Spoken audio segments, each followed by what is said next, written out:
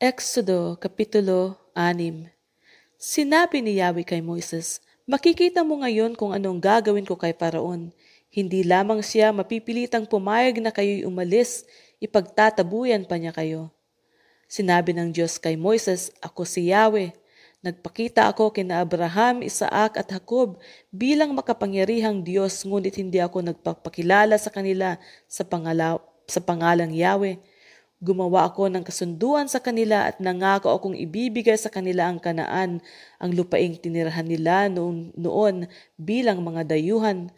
Narinig ko ang daing ng bayang Israel na inaalipin ng mga Ehipsyo at hindi ko nalilimutan ang ginawa kong kasunduan sa kanilang mga ninuno. Kaya ito ang sasabihin mo sa mga Israelita, ako si Yahweh. Ililigtas ko kayo sa pagpapahirap ng mga Ehipsyo. Ipadaramo ko sa kanila ang bigat ng aking kamay. Paparusahan ko sila at kayo'y palalayain ko mula sa pagkaalipin. Ituturing ko kayong aking sariling bayan at ako ang magiging Diyos ninyo. At makikilala ninyong ako si Yahweh, ang inyong Diyos, ang nagligtas sa inyo sa pagpapahirap ng mga Ehipsyo. Dadalhin ko kayo sa lupaing ipinangako ko kina Abraham, Isaac at Jacob, at iyon na ibibigay ko sa inyo. Ako si Yahweh." Sinabi ito ni Moises sa mga Israelita, ngunit ayaw na nilang maniwala dahil sa panghihina ng loob at dahil sa matinding kahirapang kanilang dinaranas. Nang muli silang mag-usap, sinabi ni Yahweh kay Moises, "Pumunta ka sa Paraon at sabihin mong payagan ng umalis ang mga Israelita." Kung ang mga Israelita ay ayaw makinig sa akin, ang Paraon pa kaya?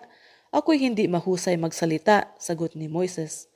Ngunit sinabi ni Yahweh kay Moises at Aaron, "Sabihin ninyo sa mga Israelita at sa Paraon na inatasan ko kayo na ilabas sa Ehipto ang mga Israelita." Ito ang puno ng pinagmulang angkan ni Moises at Aaron. Ang kay Ruben na siyang panganay ni Israel ay sina Enoch, Phalo, Hezron at Carmi. Ang kay Simeon ay sina Jemuel, Jamin, Ohad, Jacquin, Zohar at Saul na anak ng isang Kananea. Kay Levi naman ay sina Gershon, Kohat at Merari. Si Levi ay buhay ng 137 taon. Ang naging anak naman ni Gershon ay sina Libni at Simei.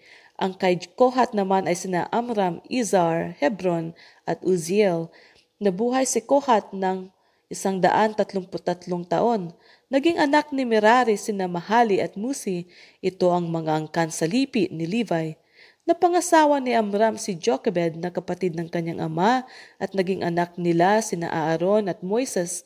Si Amram ay nabuhay ng 137 taon. Naging anak ni Izar sina Korah, Nepheg at Zikri. Ang mga anak naman ni Uziel ay sina Mishael, Elzaphan at Sitri. Napangasawa ni Aaron si Elizabeth na kapatid ni Nason at anak ni Aminadab. Naging anak nila sina Nadab, Abiho, Eleazar at Itamar. Ang mga anak ni Korah ay sina Asir, Elkana at Abisaph. Ito ang mga angkan sa lipi ni Korah. Napangasawa ni Eleazar na anak ni Aaron ang isang anak ni Putiel at naging anak nila si Phinehas. Ito ang mga puno ng angkan ng mga Levita ayon sa kanilang lipi. Sina Aaron at Moises ang inutusan ni Yahweh na manguna sa Israel upang mailabas sila sa Ehipto ayon sa kanilang lipi. Kaya't sinabi nila sa Paraon na palayain ang mga Israelita.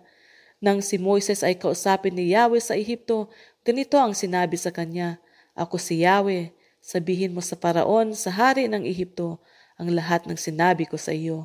Ngunit sumagot si Moises, Paano ako papakinggan ng Paraon, gayong hindi ako mahusay magsalita?"